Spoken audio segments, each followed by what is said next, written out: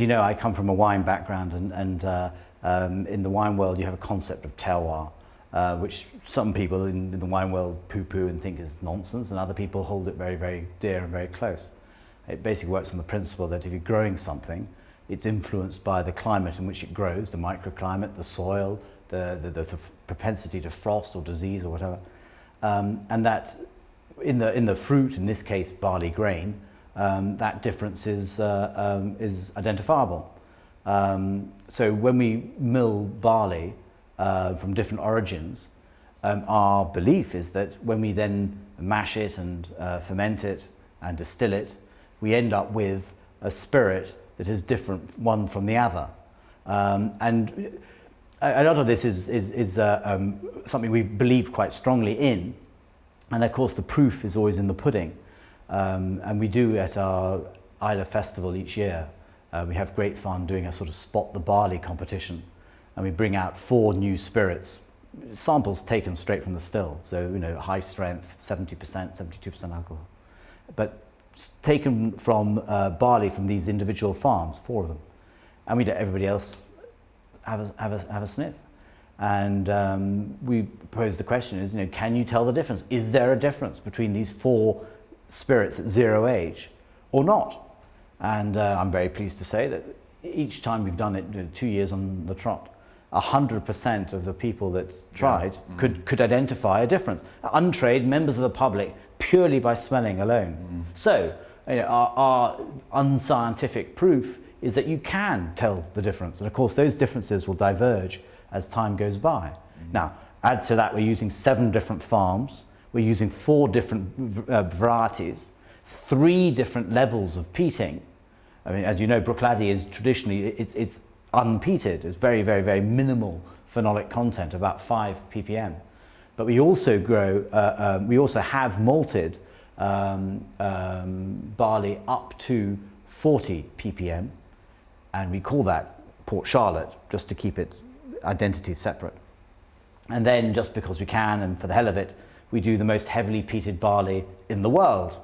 And that's been variable in different phenolic contents, but the first one we did, and I hasten to add, this is the one with the least peat influence, was 80.5 ppm. Yes. And that's pretty, we did it because we can, and why not? You know, what we want to do is lay down as many different variables as possible. I don't see the point in sticking to one thing when we've got the power and the ability and the desire to lay down as many variables as possible, so that when Jim comes to make the bottlings up in the years to come, when he goes to the cupboard to look at what sort of ingredients he's got to play with, instead of having one variety, one ingredient to play with, when he opens that cupboard, it's stuffed full of lots of different possible permutations that we've created at this very early stage, so that he can then use them in different proportions to create intriguing bottlings.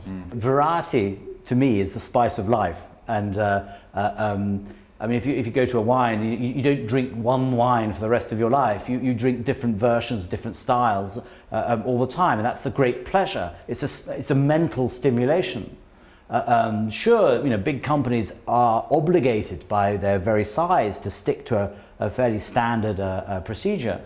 But we're small, we're private, we do our own thing. We have, you know, it's like a boy in a sweet shop. You know, we've got lots of things to play with, lots of toys to play with, and we like playing with them. So what we do is, well, partly it's trying to optimize the use of the stock that we've got, the barrels, the maturing barrels, that we bought when we acquired the distillery in December 2000. And of course, some of those are in one type of barrel, some are in a different type, some are in sherry barrels, some are in bourbon barrels, some are in wine barrels. And there's no sort of set formula for the stock. You know, it's what was ever available at the time. So when we're coming to preparing bottlings, we have to use, if we want to make a 10-year-old, we have to look at what we've got that's 10-year-old and which barrels they're in. And Jim will then select by tasting the whiskey that matches each other to create a bottling. And each bottling, we bottle them here on the distillery. So it's the only whiskey to be distilled, matured and bottled on Islay with our own spring water.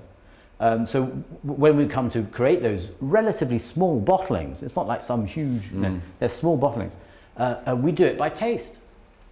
Not computer, we do it by taste. So it's matching different casks, just like you would with wine. If you go to Chateau Latour or Chateau Lafite, whatever, they'll have 30 or 40 different wines from that chateau that they will assemble together to create the Grand Vin.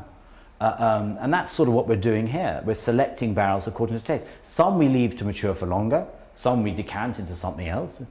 Some we, there's no hope at all. It's a mixture of these different factors.